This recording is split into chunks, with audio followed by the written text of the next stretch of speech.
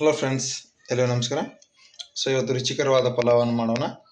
So ಅದಕ್ಕೆ ಬೇಕಾದಂಥ ಐಟಮ್ಗಳು. ಸೊ ಪಲಾವ್ ಎಷ್ಟು ಕೆ ಜಿ ಇದೆ ಅಂದರೆ ಅರ್ಧ ಕೆ ಜಿ ಅಕ್ಕಿದು. ಸೊ ಅದಕ್ಕೆ ಒಂದು ನಿಂಬೆಹಣ್ಣು, 2 ಗಜ್ರಿ, 2 ಸೌತೆಕಾಯಿ, ಸ್ವಲ್ಪ ಬೀನ್ಸು, 1 ಬೀಟ್ರೋಟು, 4 ರಿಂದ 6 ಉಳ್ಳಾಗಡ್ಡೆ, 2 ಟಮಾಟಿ, ಪುದೀನ, ಹಸಿ ಖಾರ, ಇಷ್ಟೆಲ್ಲ ಐಟಮ್ಗಳು ಬೇಕು. ಸೊ ಇದನ್ನು ಇವಾಗ ರೆಡಿ ಮಾಡೋಣ ಬನ್ನಿ.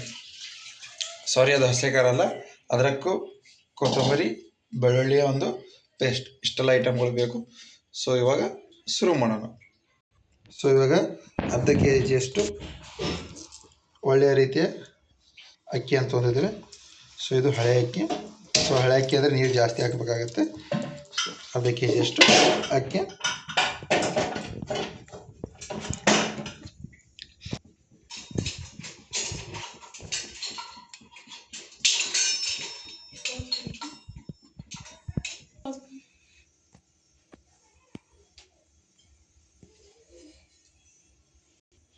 ಸೊ ಇವಾಗ ಕುಕ್ಕರ್ನಲ್ಲಿ ಮಾಡ್ತಾಯಿದ್ದೇವೆ. ಇದಕ್ಕೆ ಎಣ್ಣೆನ ಹಾಕೊಳ್ಳಿ ಮೊದಲು.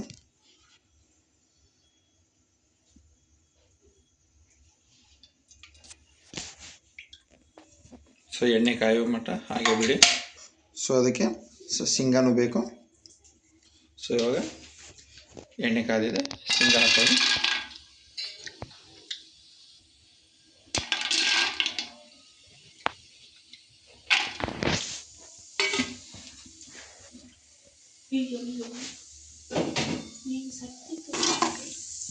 ಸೊ ಶೇಂಗಾ ಕೆಂಪಿಗೆ ಆಗಬೇಕು.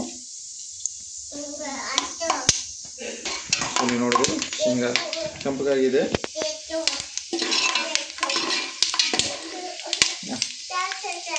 ಸೊ ಇವಾಗ ಉಳ್ಳಾಗಡ್ಡಿ,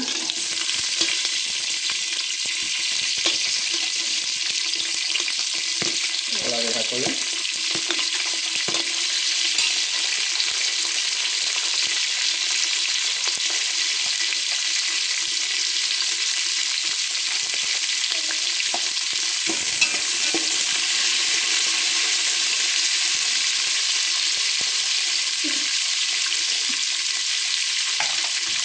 ಸೊ ಉಳ್ಳಾಗಡ್ಡಿ ಬ್ರೌನ್ ಕಲರ್ ಬರಬೇಕು, ಅಲ್ಲಿವರೆಗೆ ಫ್ರೈ ಮಾಡಿ. ಸೊ ಇವಾಗ ಅದನ್ನ ಬ್ರೌನ್ ಆಗೋವರೆಗೆ ಫ್ರೈ ಮಾಡಿ.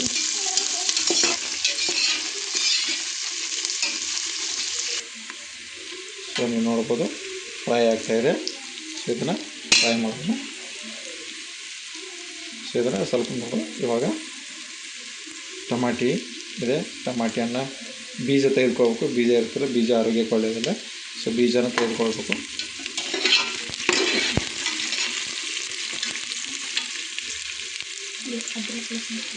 ಸೊ ಇವಾಗ ಅದ್ರಕ್ ಲಸೂನ್ ಪೇಸ್ಟು ಮಾಡಿದ್ದೇವೆ. ಈ ಅದ್ರಕ್ ಲಸೂನ್ ಪೇಸ್ಟನ್ನು ಹಾಕೋಣ.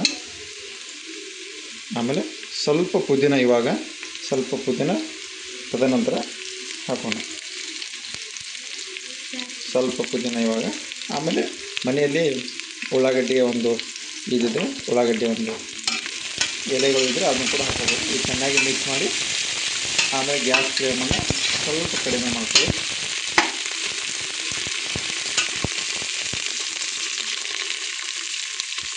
ಸೊ ಇವಾಗ ಉಳಿದ ಐಟಮ್ ಆದಂಥ ಟಮಾಟಿ ಹಾಕೋದು. ಗ್ಯಾಸ್ ಫ್ಲೇಮನ್ನು ಕಡಿಮೆ ಇಟ್ಕೊಳ್ಳಿ. ಆಮೇಲೆ ಗಜ್ಜರಿ ಮತ್ತು ಸೌತೆಕಾಯಿ, ಬೀನ್ಸು ಎಲ್ಲವನ್ನು ಹಾಕೊಳ್ಳಿ.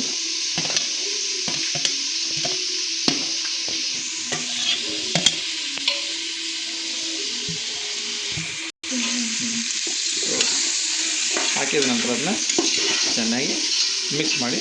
ಕೆಳಗಡೆ ಹತ್ತಬಾರ್ದು. ಕೆಳಗಡೆ ಹತ್ತಾ ಇದ್ದರೆ ಚೆನ್ನಾಗಿ ನೀವು ಮಿಕ್ಸ್ ಮಾಡಬೇಕು. ಇಲ್ಲಾಂದರೆ ಅದು ಕೆಳಗಡೆ ಹತ್ತದಂಗಾಗಿ ಟೇಸ್ಟ್ ಬರೋಲ್ಲ. ಆಮೇಲೆ ಎಣ್ಣೆಯಲ್ಲಿ ಜಾಸ್ತಿ ಫ್ರೈ ಮಾಡಬೇಡಿ, ಯಾಕೆಂದರೆ ಅಲ್ಲಿರೋ ವಿಟಮಿನ್ಸ್ ಎಲ್ಲ ಹೋಗುತ್ತೆ. ಸೊ ನೀರಲ್ಲಿ ಕುದೀತಲ್ಲ, ಸೊ ನೀರಲ್ಲೇ ಕುದೀಲಿ. ಸೊ ಇದಕ್ಕೆ ಅರ್ಧದಷ್ಟು ನಿಂಬೆಹಣ್ಣು ಹಣ್ಣನ್ನು,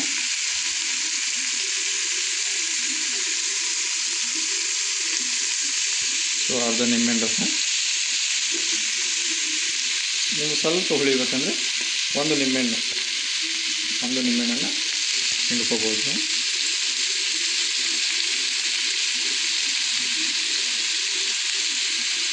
ಸೊ ಬೀಜ ತೆಗಿಬೇಕು. ಸೊ ಅಲ್ಲೊಂದು ಬೀಜ ಇದೆ, ಇವಾಗ ಬೀಜ ತೆಗೆಯೋಣ.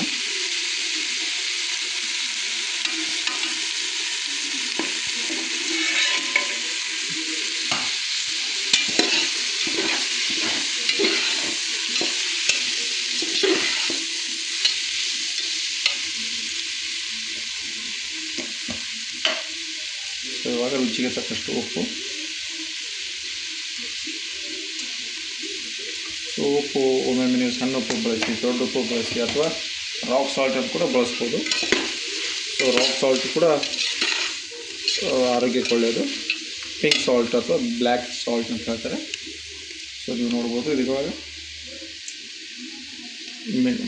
ಮಟನ್ ಮಸಾಲ ಇದ್ದರೆ ಮಟನ್ ಮಸಾಲ ಹಾಕಿ, ಟೇಸ್ಟ್ ಬರುತ್ತೆ. ಕಾಟುವ ಇದ್ದರೆ ಕಾಟುವ ಹಾಕಿ. ಸೊ ನಾವು ಕಾಟುವ ಹಾಗೂ ಮಟನ್ ಮಸಾಲ, ಚಿಕನ್ ಮಸಾಲ ಇದ್ದರೂ ಹಾಕ್ಬೋದು, ಮಟನ್ ಮಸಾಲ ಇದ್ದರೂ ಹಾಕ್ಬೋದು. ಸೊ ನಾವು ಮಟನ್ ಮಸಾಲ ಹಾಕ್ತಿದ್ದೇವೆ. ಸೊ ಅದರೊಂದಿಗೆ ಧನಿಯಾ ಪೌಡರು, ಹವೇಜು ಮತ್ತು ಏನು ಧನಿಯಾ ಪೌಡರ್ ಇರುತ್ತಲ್ಲ, ಅರ್ಧ ಚಮಚಷ್ಟು ಧನಿಯಾ ಪೌಡ್ರು.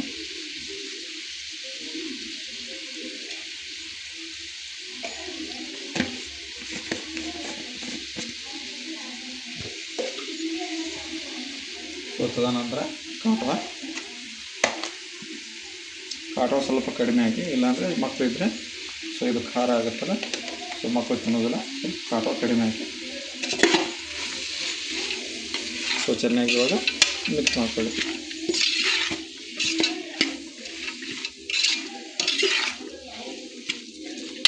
ಆಮೇಲೆ ಸೊ ಸ್ವಲ್ಪ ಅರಿಶಿನ ಪುಡಿಯನ್ನು ಹಾಕೊಳ್ಳಿ. ಸೊ ಇವಾಗ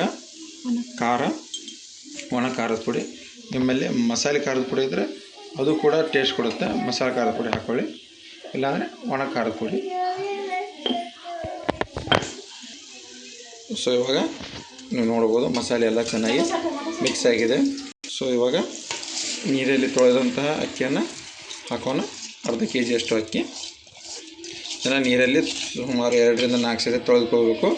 ಆಮೇಲೆ ಪಲಾವ್ ಮಾಡೋ ಬಿಫೋರ್ ಒಂದು 2 ರಿಂದ 3 ತಾಸು ನೆನೆ ಇಟ್ಟರೆ ತುಂಬಾ ಟೇಸ್ಟ್ ಬರುತ್ತೆ ರೈಸು. ಸೊ ಹಳೆ ಅಕ್ಕಿ ಇರೋದ್ರಿಂದ ಸ್ವಲ್ಪ ನೀರು ಜಾಸ್ತಿ ಹಾಕ್ಕೊಳ್ಳಿ. ಸೊ ಇಷ್ಟು ಬರಬೇಕು. ಸೊ ರೈಸು ಈಗ ನಾವು ಕೈ ಎದ್ದಿದ್ದಾಗ ಇಲ್ಲಿವರೆಗೆ, ರೈಸಿನಿಂದ ಇಲ್ಲಿವರೆಗೆ ನೀರಿದ್ದರೆ ಅನ್ನ ಚೆನ್ನಾಗಿ ಆಗುತ್ತೆ. ಸೊ ಇವಾಗ ರೆಡಿಯಾಗಿಲ್ಲ. ಸೊ ನೀರು ಹಾಕಿದೆ, ಇದನ್ನು ಕುದಿಯಲು ಬಿಡಬೇಕು. 3 ರಿಂದ 4 ಸೀಟಿ ಬಂದಾಗ, 3 ರಿಂದ 4 ಸೀಟಿ ಬಂದಾಗ ನಿಮ್ಮ ರುಚಿಕರವಾದ ಪಲಾವ್ ರೆಡಿಯಾಗಿರುತ್ತೆ.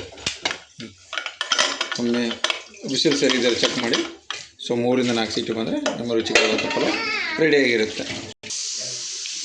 ಈಗ 4 ವಿಸಿಲ್ ಆದ ನಂತರ ಎಲ್ಲ ಫುಲ್ ಹವಾ ಹೋದ ನಂತರ ಈಗ ಡಕ್ಕನ್ ತೆಗೆದು ನೋಡಬೇಕು. ಪಲಾವ್ ರೆಡಿಯಾಗಿದೆ.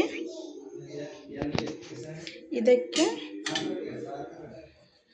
ಪುದೀನ ಇತ್ತಲ್ಲ, ಅದನ್ನು ಹಾಕ್ಕೊಳ್ಬೇಕು. ಆಮೇಲೆ ಸಣ್ಣದಾಗಿ ಕೊತ್ತಂಬರಿ ಇದ್ದರೆ ಕೊತ್ತಂಬರಿನ ಕಟ್ ಮಾಡ್ಕೋಬೇಕು.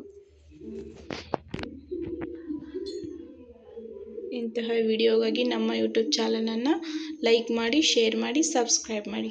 Thanks for watching my video.